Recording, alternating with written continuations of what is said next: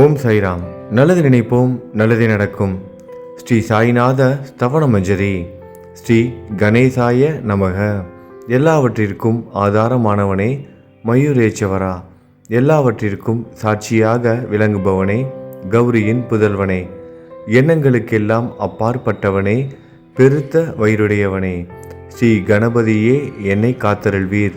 நீ எல்லா பூதகணங்களுக்கும் முதல்வன், தலைவன். எனவே கணேசன் என அழைக்கப்படுகிறாய். நீ எல்லா சாஸ்திரங்களாலும் ஏற்றுக்கொள்ளப்பட்டவன்.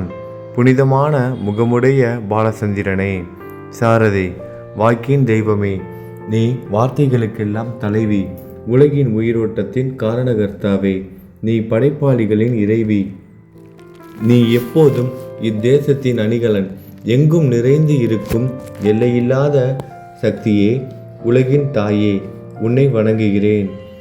பூரண முழுமையான பரபிரம்மே, மகான்களுக்கு பிரியமானவனே, பண்டரிநாதன் உருவில் வெளிப்பட்ட அவதாரமே, நீ அன்பு கடவுள், எல்லையற்ற கருணையுள்ளம் கொண்டவனே, பாண்டுரங்கா நரஹரி. பொம்மலாட்டக்காரன் தன் கையிலுள்ள கயிற்றால் பொம்மைகளை ஆட்டுவிப்பது போல் பிரபஞ்சம் எங்கும் நிறைந்து நின்று உலகை ஆட்டுவிக்கும் ஒரு பொம்மலாட்டக்காரன். உன் மெய்ப்பொருளை உய்த்துணர அறிவியல் ஏடுகளும் புனித நூல்களும் இன்னமும் முயன்று கொண்டுதான் இருக்கின்றன. மெத்த படித்தவர்களுக்கு நீ வெளிப்பட்டதே இல்லை. சக்கரபாணியே, அத்தகைய அறிவற்றவர்கள் வெறும் வார்த்தை ஜாலங்களிலேதான் சிக்குண்டவர்கள். மகான்கள் மட்டுமே உன்னை உணர்வார்கள். மற்றவர்கள் குழப்பமடைந்து உள்ளார்கள்.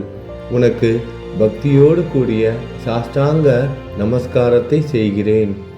5 முகங்கள் கொண்ட சங்கரனே, மனித மண்டை ஓடுகளாலான மாலை அணிந்தவனே, நீலகண்டனே, திகம்பர ஓங்கார வடிவானவனே, பசுபதியே, எல்லா நேரங்களிலும் எவருடைய உதடுகள் உன் பெயரை உச்சரிக்கிறதோ அவர்களது உலகியல் துன்பங்கள் உடனடியாக நீங்கிவிடும். ஜடாமுடியை தரித்த சிவனே, உன் நாமத்தின் சக்தி அத்தகையது. உன் பாதங்களை வணங்கி நான் சாயி புகழை கூறும் இந்த துதியை எழுதுகிறேன். இந்த அருட்பணி முழுமையடைய எனக்கு அருள்வாயாக. நீலகண்டா, ஆலகால விஷமுண்ட சிவனே. இப்போது அத்ரி மகரிஷியின் புதல்வரான தத்தாத்திரேயரையும் குலதெய்வமான இந்திரனையும் துக்காராமையும் எல்லா ஞானிகளையும் பக்தர்களையும் பணிகிறேன். சாயிநாதா, உனக்கு வெற்றி கிட்டட்டும். பாவிகளை கடைத்தேற்றும் கருணை உள்ளவரே, உங்கள் பாதங்களில் என் தலையை வைத்து இருத்தி வேண்டுகிறேன். உன் பாதுகாப்பை எனக்கு அருள்வாய். நீ முழுமையான பரபிரம்மம், ஆனந்தத்தின் இருப்பிடம். நீயே விஷ்ணு, மனிதர்களுள் தலை சிறந்தவர். மன்மதனை எரித்த உமையொரு பாகனும் நீயே. நீ மனித வடிவில் தோன்றிய இறைவன், அறிவு என்னும் ஆகாயத்து சூரியன். நீ கருணை கடல், நீ பிறவி பிணிக்கு ஒரு அருமருந்து. நீ ஏழைகளுக்கும் கீழ்த்தட்டு மக்களுக்கும் விரும்பியதை கொடுக்கும் சிந்தாமணிக்கல். நீ உன் பக்தர்களை பரிசுத்தப்படுத்தும் தெய்வம். உலக வாழ்க்கை என்னும் சம்சார கடலில் மூழ்குபவர்களை காப்பாற்றும் ஓடம். நீ அஞ்சுபவர்களின் புகலிடம். நீ இந்த பிரபஞ்சம் தோன்ற முதற் காரணமான பரிசுத்த பேரின்ப பேருணர்வு சைதன்யம். நீ கருணையே உருவானவன். உனது பலவிதமான வெளிப்பாடுகளில் இந்த உலகமும் ஒன்று. நீ பிறப்பற்றவன், சாவும் உன்னை தொட முடிவது இல்லை. என் நீண்ட ஆழமான சிந்தனைக்கு பின் வெளிப்பட்ட கருத்தே இது. பிறப்பு இறப்பு என்பவை அஞ்ஞானத்தால் தோன்றும் வெளிப்பாடே. மகாராஜா, நீங்கள் இறப்பும் பிறப்பும் மற்ற சுதந்திர பறவை. தண்ணீர் நீரூற்றாக தோன்றினால் அதன் ஆதாரம் அங்கு இருப்பதாக அர்த்தமா?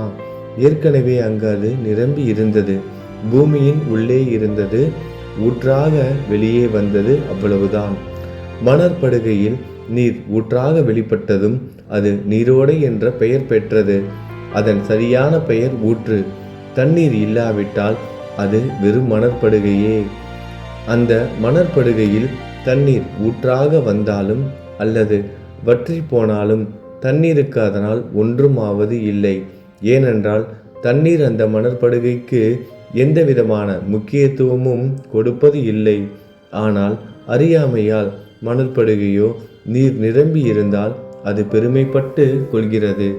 ஆகையால் நீர் வற்றியவுடனே அது மிகவும் மனவருத்தம் அடைகிறது. இந்த மனித உடலும் ஒரு விதத்தில் அந்த மணற்படுகை போன்றதே. புனித பேரின்ப நிலையை அந்த நீரூற்றின் தூய தண்ணீருக்கு ஒப்பிடலாம். இம்மாதிரி எண்ணற்ற மணற்படுகைகளை மனித உடல்கள் இருந்த போதிலும் அவற்றில் உள்ள நீர் பேருணர்வு எனப்படும் சைதன்யம் மட்டும் மாறுபடுவதே இல்லை. கருணை உள்ளவரே, நான் உங்களை ஆதியும் அந்தமும் இல்லாதவன், பிறப்பற்றவர் என கூறுவேன். அறியாமை என்னும் மலையை உடைக்க உதவும் இந்திரனின் கையில் இருக்கும் வஜ்ர ஆயுதம். இதுவரை இந்த பூமியில் எத்தனையோ எண்ணற்ற உயிரினங்கள் தோன்றி உள்ளன, இப்போதும் தோன்றிக் கொண்டுதான் இருக்கின்றன. வருங்காலத்தில் மேலும் எண்ணற்ற உருவங்கள் தோன்றதான் போகின்றன. அந்த ஒவ்வொரு தோற்றத்திற்கும் ஒரு தனி உருவமும் பெயரும் கிடைக்கும். இந்த உயிர்கள் ஒவ்வொன்றும் பெயராலும் தோற்றத்தாலும் மட்டுமே இவ்வுலகில் அடையாளம் காட்டப்படுகிறது. ஆகையால் அந்த சுத்த பேருணர்வு நிலையை நீ நான் என்று பிரித்து காட்டுவது சரியல்ல. ஏனென்றால் எது இரண்டாக தோன்ற முடியாதோ அதுவே உண்மையில் பரிசுத்த பேரின்ப பேருணர்வு சைதன்யம் எனப்படும். அது ஒன்றே அனைவரின் உள்ளும் ஆத்மா என்ற பெயரில் உள்ளது. மேலும் உண்மையை சொல்வதானால் அந்த ஒரே ஒரு சுத்த பேரின்ப பேருணர்வு நிலைதான் உலகம் முழுவதும் வியாபித்து இருக்கிறது. அப்படி இருக்கையில் நீ நான் என்ற வேற்றுமைகள் எவ்வாறு இருக்க முடியும்? நீருண்ட மேகத்தில் உள்ள நீரின் தன்மை உலகெங்கிலும் ஒன்றே. ஆனால் அது பூமியை அடைந்ததும் வெவ்வேறு தோற்றங்களை நதி, ஏரி, ஊற்று ஏற்கின்றன. கோதாவரி மணற்படுகையில் விழும் நீர் கோதாவரி நதி என்றழைக்கப்படும். அதே சமயம் கிணறு ஒன்றில் விழும் நீருக்கு அந்த சிறப்பு தகுதி கிடைப்பது இல்லை. கோதாவரி நதி மிகவும் புனிதமானது. நீங்கள் அதில் உள்ள நீரை போன்றவர். நாங்கள் குளம், குட்டை, சகதியில் உள்ள நீர் போன்றவர்கள். நம் இருவருக்கும் இடையே உள்ள வித்தியாசம் இதுதான். உங்கள் வாழ்வின் குறிக்கோளை அடைவதற்கு நாங்கள் உங்களிடம் வர வேண்டும். கூப்பிய கரங்களுடன் சரணடைய வேண்டும். ஏனென்றால் நீங்கள் ஒருவரை புனிதத்தின் உறைவிடம். புனிதமடைந்த கோதாவரி நதி மணற்பரப்பில் மழைநீர் பாயத் தொடங்கும் பொழுது அந்த நீர் புனித தன்மையை அடையும். அதை வெறும் தண்ணீராக மட்டும் கருதினால் அந்த தண்ணீர் தான் எல்லா இடங்களிலும் இருக்கிறது. கோதாவரி நதி தீரம் முழுவதும் புனிதமாக கருதப்பட்டது. பூமியின் அந்த மணற்பகுதி அதன் புனித தன்மையை நிர்ணயம் செய்கிறது. தான் பழகும் மக்களின் தன்மைக்கேற்ப மக்கள் குணம் மாறுபடுகிறது. புனித ஆத்மாக்களின் செருகையால் அவர்களுடன் சேருபவர்களின் ஆத்மா ஒளிவிடத் தொடங்குகிறது. இல்லாவிட்டால் அது மாசுபட்டே இருக்கும். நீருண்ட மேகத்தினின்று கீழே விழுந்த நீரின் புனித தன்மையை எந்த பூமியின் பகுதி மாற்றவில்லையோ அந்த பகுதியை சாஸ்திரம் அறிந்தவர்கள் கோதாவரி என்று கூறுகிறார்கள். மற்ற பகுதியில் விழுந்த நீர் அந்த பகுதியில் உள்ள மண்ணின் குணத்தை ஏற்றுக்கொண்டது, புனித தன்மையை இழந்தது. மேகத்தில் இருந்த பொழுது பரிசுத்தமாக இருந்த நீர் அசுத்தமாகவும் கசப்பாகவும் உப்பாகவும் மாறிவிட்டது. 6 வித உட்பகைகளை அகற்றி காமம், கோபம், பேராசை, வெறுப்பு, அகங்காரம், பொறாமை புனித உடலெடுத்து வந்த குருதேவா தங்களை புனித மகான் என்று அழைப்பதே சாலப் பொருந்தும். ஆகவே நீங்களே புனித கோதாவரி. நீங்கள் புடம் போடப்பட்டதாலேயேதான் நான் உங்களை புனித கோதாவரியாக உருவகம் செய்கிறேன். இயங்கும் அத்தனை படைப்புகளிலும் நீங்கள் சிறப்புற முதன்மை பெறுகிறீர்கள். பிரம்மா உயிர்களை படைக்க ஆரம்பித்ததிலிருந்தே உலகம் தோன்றியது முதல் கோதாவரி நதி இருக்கிறது. நீர் நிறைந்து பாயும் அந்த நதியில் இன்று வரை தண்ணீர் வற்றியதே இல்லை. ராவணனின் எதிரியான ராமர் கோதாவரி நதியின் கரைக்கு வந்தபோது ஓடிக்கொண்டிருந்த தண்ணீர் இன்று வரை அதே இடத்தில் எப்படி இருக்க முடியும் என்று சற்றே யோசித்து பாருங்கள். கோதாவரி நதியின் மணற்படுக்கை மட்டும் அதேதான். தண்ணீர் கடலை சென்றடைந்து விட்டது. ஆனால் அந்த கோதாவரி நீர்ப்படுகையுடன் புனிதத்தன்மை மட்டும் என்றுமே மாறாமல் இன்று வரை அப்படியே உள்ளது. ஒவ்வொரு வருடமும் பழைய நீர் வெளியேறி புதிய நீர் அதற்குள் பாய்கிறது. உங்களுக்கு தெரிந்த வாழ்க்கை நீதிதான் அது. ஒரு நூற்றாண்டை ஒரு ஆண்டாக கணக்கிட்டால் அந்த நூற்றாண்டில் தோன்றிய முனிவர்கள் பாயும் நீரை போன்றவர்கள். அவர்களில் மிகப்பெரிய மகான்கள் அந்த நீரில் தோன்றும் அலைகள் போன்றவர்கள். இந்த புனித கோதாவரி நதியில் முந்தைய நூற்றாண்டுகளில் சனாதர், சனதர், சனந்தனர் போன்ற மகான்கள் வெள்ளமாக தோன்றினார்கள். பிறகு நாரதர், தும்ரு, துருவன், பிரகலாதன், மகாபலி சக்கரவர்த்தி, சபரி, அங்கதன், வாயுகுமாரனான அனுமான், விதுரர், கோபர்களும் கோபியர்களும் வெள்ளமாக தோன்றினர். இவ்வாறு இன்று வரை கடந்த நூற்றாண்டுகள் ஒவ்வொன்றிலும் ஒன்றன் பின் ஒன்றாக மகான்களாகிய வெள்ளம் தோன்றியது. அவற்றையெல்லாம் என்னால் ஞாபகப்படுத்தி கூற முடியவில்லை. சாயிநாதா, இந்த நூற்றாண்டில் 19ஆம் நூற்றாண்டு புனித கோதாவரி நதியில் சந்தேகத்திற்கு இடமில்லாமல் நீங்கள் வெள்ளமாக பாய்ந்தீர்கள். எனவே உமது தெய்வீகமான பாதங்களை வணங்குகிறேன் மகாராஜா. நான் செய்யும் தவறுகளை உங்கள் கவனத்தில் வைத்துக்கொள்ள வேண்டாம் என மன்றாடி கேட்டுக்கொள்கிறேன். நான் ஒரு எளியவன், அறியாதவன், தீய குணங்கள் கொண்ட மிகப்பெரிய பாவி. என்னை புறம் தள்ளி விடாதீர்கள், கைவிட்டு விடாதீர்கள். மட்டமான உலோகத்தையும் தங்கமாக மாற்றும் சக்தி கொண்ட ரசவாதக்கல் இரும்பினுடைய இயற்கையான தன்மைகளை பொருட்படுத்துவது இல்லை. கோதாவரி நதி தன்னுள் கலக்கும் சிறு ஓடைகளை திருப்பி அனுப்புவது இல்லை. அநேக தீய குணங்களை என்னுள் கொண்டவன் நான். உங்களது கருணை மிகுந்த பார்வையால் அவற்றை சடுதியில் அழித்து விடுங்கள். இது மட்டும்தான் உங்கள் அடிமையான தாஷ்கனுவின் வேண்டுகோள். ரசவாத கல்லின் தொடர்பு ஏற்பட்டும் இரும்பின் இயற்கை தன்மைகள் அளிக்கப்படாவிட்டால் குருதேவா, அது ரசவாத கல்லின் பெருமைக்கு இழுக்கு அல்லவா? என்னை பாவியாகவே இருக்கும்படி விட்டு விடாதீர்கள். தங்களை குறைவாக மதிப்பிட்டு கொள்ளாதீர்கள். நீங்கள் ரசவாத கல், நான் இரும்பு. எனக்கு ஏற்படும் இழிவுகள் தங்களுக்கு ஏற்படும் இழிவுகள் அல்லவா? ஒரு குழந்தை தவறு செய்து கொண்டேதான் இருக்கிறது. ஆனால் அதற்காக தாயார் கோபமடைவது இல்லை. இதை தாங்கள் நினைவில் வைத்து கொண்டு எனக்கு உங்கள் அருள் ஆசிகளை தாருங்கள். சத்குரு சாயிநாதா, நீங்கள் எனது கற்பக விருட்சம், சம்சார கடலை கடக்க உதவும் கப்பல். சந்தேகத்திற்கு இடமின்றி நீங்கள் ஒருவர் மட்டுமே என்னை கடைத்தேற்ற முடியும். நீங்கள் எனக்கு காமதேனுவாகிய பசு. நீங்கள் சிந்தாமணிக்கல், ஞானவானில் சூரியன் தாங்கள். நீங்கள் நற்பண்புகளின் சுரங்கம், ஸ்வர்க்கத்திற்கு ஏறி செல்ல உதவும் ஏணி நீங்கள். புனித செயல்களின் நிறைகள் நிறைய கொண்டவரை, பரிசுத்தமானவரை, சாந்தி மற்றும் பேரின்பத்தின் மொத்த உருவமே, இரண்டாக இல்லாதவரே, வேறுபாடு இல்லாதவரே, அறிவு கடவுளே, குறைகளற்ற முழுமையான அறிவாக உருவெடுத்தவரே, மனிதர்களில் உன்னதமானவரே, சாந்தி மற்றும் மன்னிப்பதின் உறைவிடமே, பக்தர்களின் அடைக்கலமே, என்னை ஆசீர்வதியுங்கள், என்னை ஆசீர்வதியுங்கள். சத்குரு மச்சீந்திரநாதர். கலியுகம் ஆரம்பித்தவுடன் மகாவிஷ்ணுவால் உலகம் உய்ய அனுப்பப்பட்ட 9 நாதர்களில் ஒருவர் நீயே. சிவன் நெற்றிக்கண்ணை திறந்தவுடன் அந்த அக்னியில் தோன்றிய மகாத்மா ஜாலந்தரும் நீயே. நீங்கள் மகாராஷ்டிராவில் தோன்றி பக்தி மார்க்கத்தை பரப்பிய ஞானிகள் நிவர்த்திநாதர், ஞானேஸ்வரர், கபீர்தாசர், ஷேக் முகமது, ஏகநாதர். நீங்கள் போதவா தத்தகுருவின் குரு நீங்களே. பண்டரிநாதரின் அடியவர் சாவதா மாலி. நீங்கள் உண்மையில் ஆஞ்சநேயரின் மறு அவதாரம் ராமதாசர். நீங்கள் மகாராஷ்டிர ஞானி பாண்டுரங்கன் மீது அபகங்கள் என்னும் கீர்த்தனை நிறைய இயற்றிய துகாராம். சாயிநாதா, நீங்கள் முஸ்லிம் ஞானி ராம பக்தர். நீங்கள் தத்தாத்திரேயரின் மறு அவதாரம் மாணிக் பிரபு. உங்களது இன்றைய அவதாரம் தோற்றம் மற்றும் உங்களுடைய எண்ணற்ற தன்மைகளை புரிந்து கொள்ள உண்மையில் கடினமாக இருக்கிறது. உங்களது ஜாதி குலம் பற்றிய எதையும் நீங்கள் எவருக்கும் வெளிப்படுத்தியது இல்லை. சிலர் உங்களை முஸ்லீம் என்கிறார்கள், சிலர் உங்களை பிராமணர் என்கிறார்கள். கிருஷ்ணரை போன்று எண்ணற்ற தெய்வீக லீலைகளை செய்வதெல்லாம் உங்களுக்கு ஒரு விளையாட்டு. ஸ்ரீ கிருஷ்ண பரமாத்மாவை பார்த்து உயிர்த்துணர்ந்த பல்வேறு மக்கள் பலவிதமான பெயர்களிட்டு அவரை அழைத்தனர். சிலர் அவரை யதுகுலத்தின் அணிகலன் என்றார்கள். சிலர் அவரை மாடுகள் மேய்க்கும் இடையன் என்றனர்.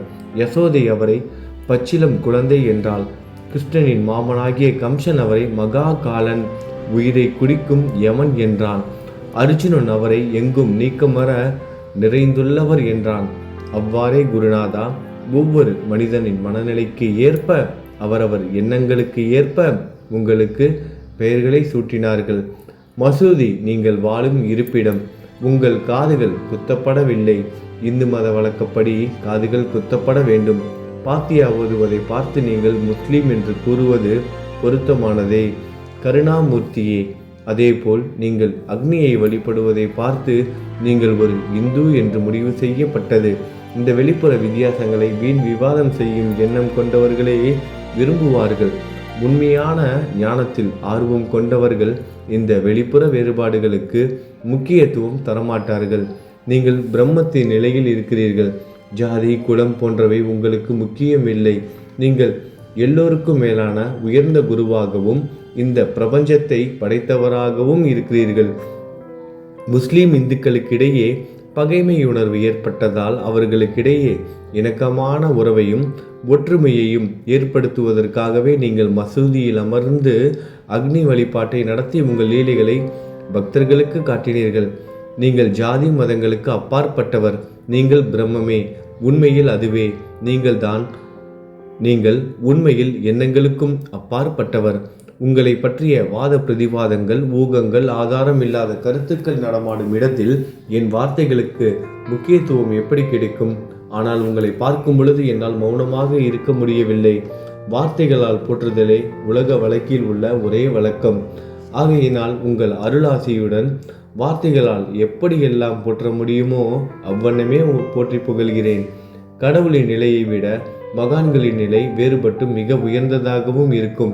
மகான்களின் அருகில் நான் எனது போன்ற எண்ணங்களுக்கு இடமே இல்லை.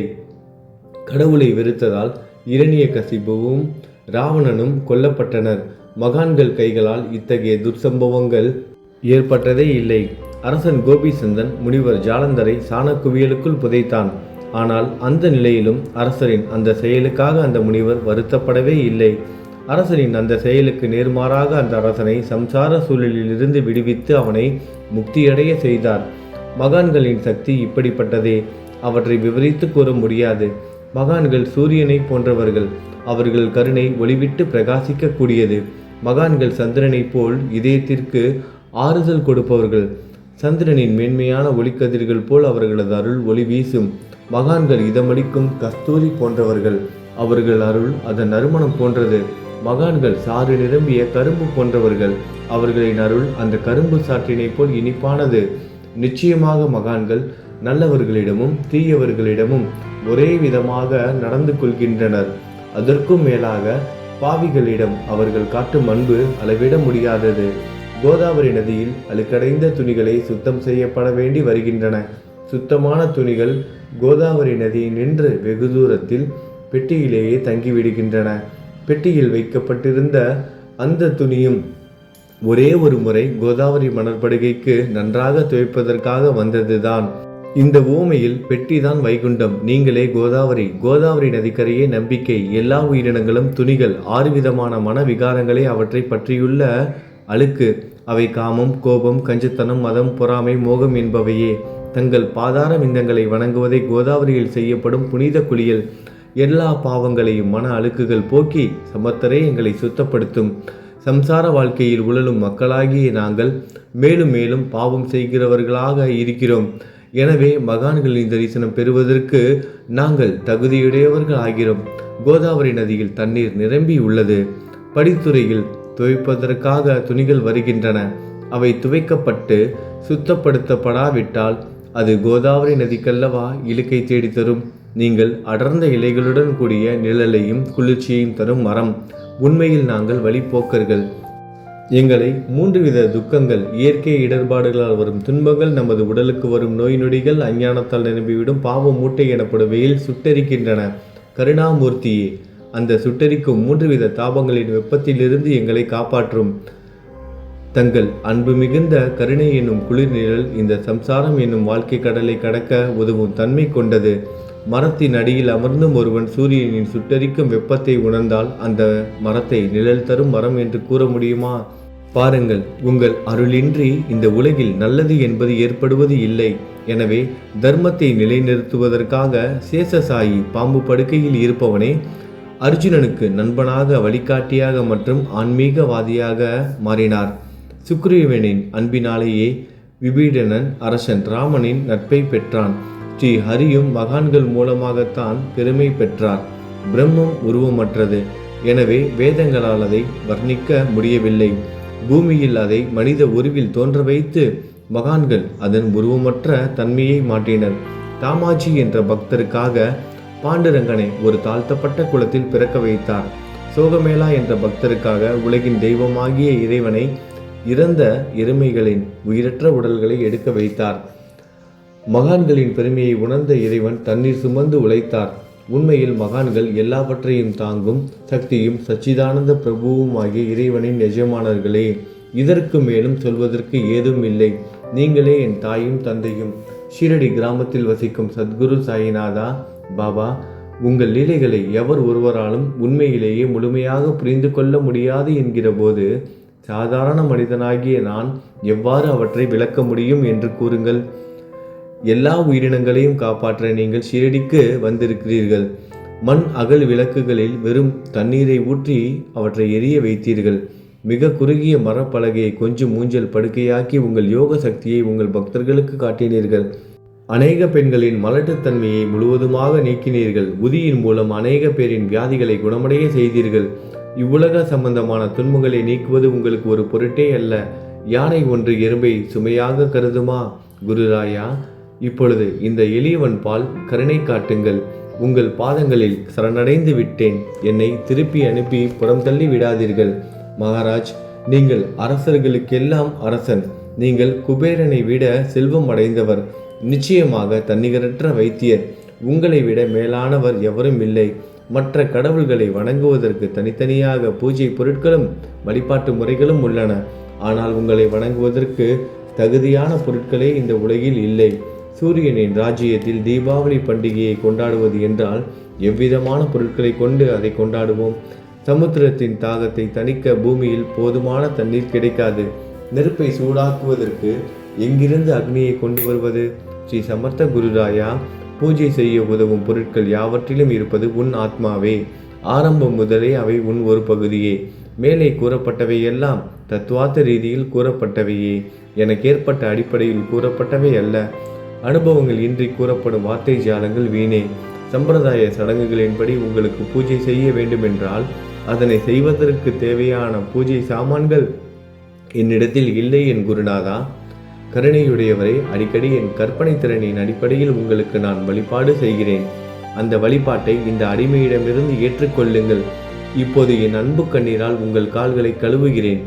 உண்மையான பக்தி என்னும் சந்தனத்தை அரைத்து சாந்தாக்கி உமக்கு இடுகிறேன். அழகிய வார்த்தைகளால் எழுதப்பட்ட இந்த துதி என்னும் கம்னியை உமக்கு அணிவிக்கிறேன். இந்த புகழ் மாலையை உங்கள் கழுத்தை சுற்றி அணிவிக்கிறேன். என் கெட்ட குணங்களை தூபமாக்கி உமக்கு முன் எரிய விடுகிறேன். தீய குணங்களின் கூட்டு பொருளே ஆனாலும் அது எரியும் போது அதிலிருந்து தீய வாசனை எழுவது இல்லை. சத்குருவுக்கு முன்பு இல்லாமல் வேறு எங்காவது இந்த தூபம் எரியவிடப்பட்டால் அங்கெல்லாம் அந்த தூபத்தின் நிலை கீழே கொடுத்த மாதிரி ஆகும். அதாவது சாம்பிராணியை நெருப்பில் போட்டவுடன் அது பொசுங்கி அதில் உள்ள நல்ல மனம் என்ற நற்குணம் அதை விட்டு மறைந்து போகிறது. சத்குருவே, உமக்கு முன் அதை எரியவிட்டால் இதற்கு மாறாக நிகழ்கிறது. தீய தன்மைகள், அழுக்குகள் அக்னியில் எரிந்து விடுகின்றன. உலகம் பார்த்து சந்தோஷப்படும் வகையில் அதன் நற்குணம் அதிலேயே தங்கிவிடும். மனதில் உள்ள தீய குணங்கள் யாவும் எரிந்த பிறகு மனம் மாசற்றதாகிறது. கங்கையில் உள்ள மாசுக்கள் நீங்கியவுடன் கங்கை புனிதமடைகிறது. மாயை, மோகம் என்ற தீபத்தை உமக்கு ஏற்றி காட்டுகிறேன். அதன் மூலம் என் மனம் வைராக்கியத்தை அடைய அருள் செய்வீராக. குருராயா, பரிசுத்தமான நம்பிக்கை என்ற சிம்மாசனத்தை நீங்கள் என்னுள் அமர்வதற்கு ஆசனமாக உமக்கு தருகிறேன். அதை பெற்றுக்கொண்டு எனது பக்தி என்ற நைவேத்தியத்தை ஏற்றுக்கொள்ளுங்கள். பக்தி என்ற நைவேத்தியத்தை ஏற்றுக்கொண்டு அதன் சாரத்தை எனக்கு கொடுப்பீராக. ஏனெனில் நான் உமது பால்குடி மாறாத பச்சிலம் குழந்தை. உங்கள் அருட்பாலில் எனக்கு உரிமை உண்டு. எனது மனதையே உமக்கு தட்சணையாக கொடுக்கிறேன். ஆகையால் நான் செய்யும் காரியங்கள் யாவற்றிலும் நான் செய்பவன் என்று உரிமை கொண்டாட முடியாது. ஏனென்றால் நினைக்கும் மனதை தான் உமக்கு அர்ப்பணித்து விட்டேனே. இப்பொழுது பணிவுடன் கூடிய பிரார்த்தனையோடு உங்களை சாஷ்டாங்கமாக நமஸ்காரம் செய்கிறேன். தெய்வீக சாயிநாதா, தயவு செய்து நீங்கள் அதை ஏற்றுக்கொள்ளுங்கள். 8 பிரார்த்தனைகள். சாயிநாதா, சாந்தமான மனமுடையவரே, அறிவின் சிகரமே, அன்புள்ளம் கொண்டவரே, கருணை கடலே, உண்மையின் உறைவிடமே, மாயை என்னும் இருளை அகற்றுபவரே, ஜாதி மதங்களுக்கு அப்பாற்பட்ட துறவியே, எங்களின் புரிந்து கொள்ளும் திறமைக்கும் அப்பாற்பட்டவரே, அன்பின் இருப்பிடமே, ஷீரடி நாதா, என்னை காப்பாற்றும் ஞான சூரியனே, ஞானத்தை அளிப்பவரே, எல்லாவித நல்ல செயல்களையும் செய்பவரே, பக்தர்களின் மனங்களில் ஒளிரும் பரமஹம்சரே, தங்களை சரணடைந்தவர்களை காப்பவரே, படைக்கும் தொழில் புரியும் பிரம்மாவே நீங்கள், காக்கும் கடவுள் விஷ்ணுவே நீங்கள், 3 உலகங்களையும், பூவுலகம், சொர்க்கம், நரகம், கடைசியில் லயமடைய செய்யும் ருத்திரனும் சிவனும் நீங்களே. நீங்கள் இல்லாத இடமே இந்த பூமியில் ஏது? எல்லாம் அறிந்த இறைவன் நீங்கள். எங்கள் அனைவரின் இதயங்களிலும் வசிப்பவரும் நீங்களே. எனது எல்லா குற்றங்களையும் மன்னிக்க வேண்டும் என வேண்டி கேட்டுக்கொள்கிறேன். அலை அலைகளாக வரும் சந்தேகங்களையும் மனமயக்கங்களையும் போக்குவீராகுக. நீங்கள் பசு, நான் புதிதாக பிறந்த இளம் கன்று. நீங்கள் சந்திரன், நான் சந்திர காந்தக்கல். தங்கள் பாதங்கள் கங்கை நதி, புண்ணியத்தை தருவதால் பணிவுடன் இந்த அடிமை உங்களுக்கு தலை வணங்குகிறேன். உங்கள் கைகளை என் தலைமீது வைத்து ஆசி கூறுங்கள். கவலைகளும் துன்பங்களும் பறந்தோடட்டும். நான் உங்கள் அடிமை. இந்த 8 துதிகளையும் கூறி நான் உங்களை சாஷ்டாங்கமாக நமஸ்கரிக்கிறேன். எனது பாவங்கள், துயரங்கள், ஏழ்மை யாவும் உடனடியாக விலகட்டும். நீங்கள் பசு, நான் கன்று குட்டி. நீங்கள் தாய், நான் உங்கள் குழந்தை. என் மீது கடுமை காட்டாதீர்கள். நீங்கள் மேற்கு தொடர்ச்சி மலைப்பகுதி மலையகிரியிலுள்ள சந்தனம், நான் முள் அடர்ந்த புதர். நீங்கள் புனிதமான கோதாவரி நீர், நானோ பெரும் பாவி. குருநாதா, உங்கள் தரிசனம் கிடைத்த பிறகும் என்னிடம் உள்ள கெட்ட குணங்கள் என்ற அழுக்கு என் மனதிலேயே தங்கி இருக்குமானால் உங்களை சந்தனம் என்று யார் கூறுவார்கள்? கஸ்தூரியின் அருகாமையில் உள்ள மண்ணும் உயர்வாக போற்றப்படுகிறது. மலரின் தொடர்பினால் தானே அதன் நாரும் தலையில் உயர்ந்த இடத்தை பிடிக்கிறது. மலரால் மனம் பெற்ற நாற்போல் மகான்களும் அப்படிப்பட்டவர்களே. அவர்களுடன் தொடர்புடைய எந்த பொருளும் மிகவும் உயர்வாக மதிக்கப்படுகிறது. சிவபெருமான் விபூதி, லங்கோடு, நந்தி ஆகியவற்றை ஏற்றுக்கொண்டதால் 8 திக்குகளிலும் அந்த பொருட்கள் புகழப்பெறுகின்றன. இடையர்களை மகிழ்விப்பதற்காக யமுனை நதிக்கரையில் உள்ள பிருந்தாவனத்தில் உலகிற்கெல்லாம் இறைவன் தகிகாலா உரியடி விளையாட்டு என்ற விளையாட்டை விளையாடினான். அதுவும் அறிவுடையோர் மத்தியில் ஏற்றுக்கொள்ளப்பட்டது.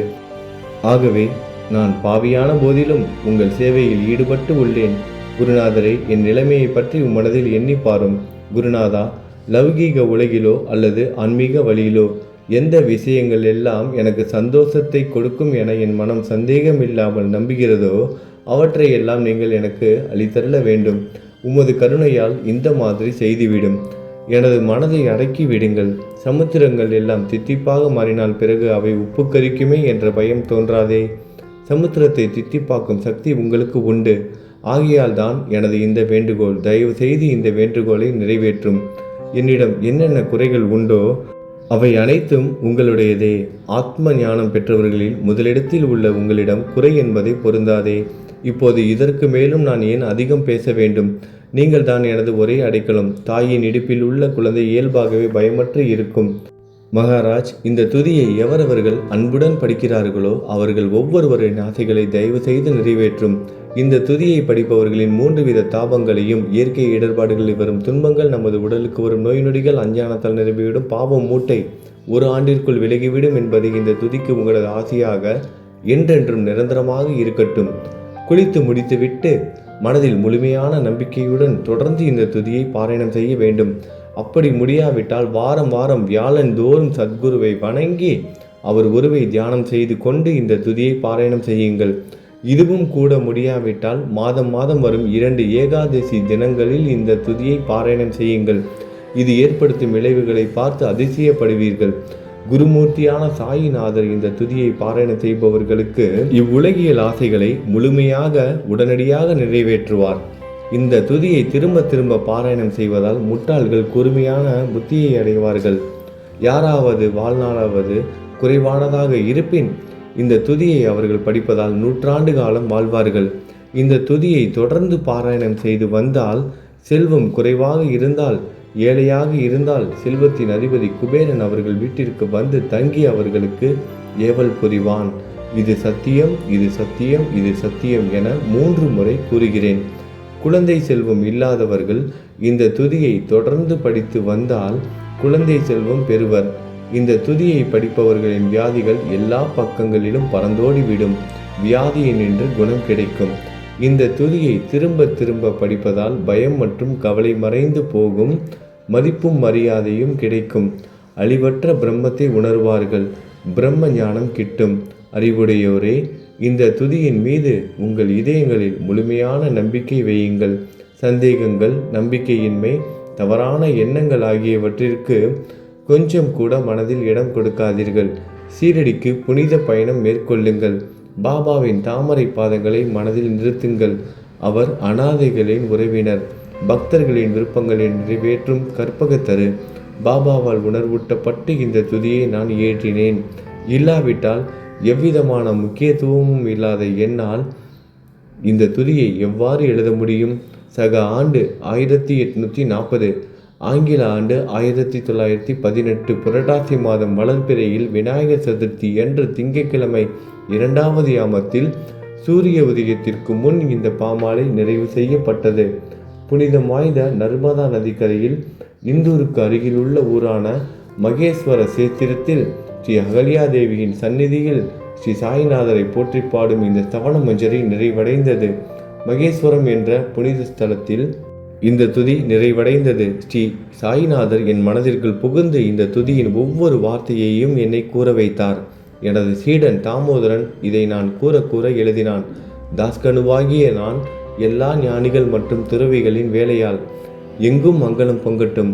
ஸ்ரீ சாய்நாதரை போற்றி பணிவுடன் எழுதப்பட்ட இந்த ஸ்ரீ சாய்நாத ஸ்தவனமஞ்சரி என்ற துதி பாராயணம் செய்பவர்கள் சம்சார கடலை கடக்க உதவட்டும். இது ஸ்ரீ பாண்டுரங்கனுக்கு தாஸ்கனுவின் நம்பிக்கை மற்றும் பணிவோடும் கூடிய பிரார்த்தனை. ஓம் சாய்ராம். நல்லதே நடக்கட்டும். ஓம் சாய்ராம். மங்களம் சுபமங்கலம்.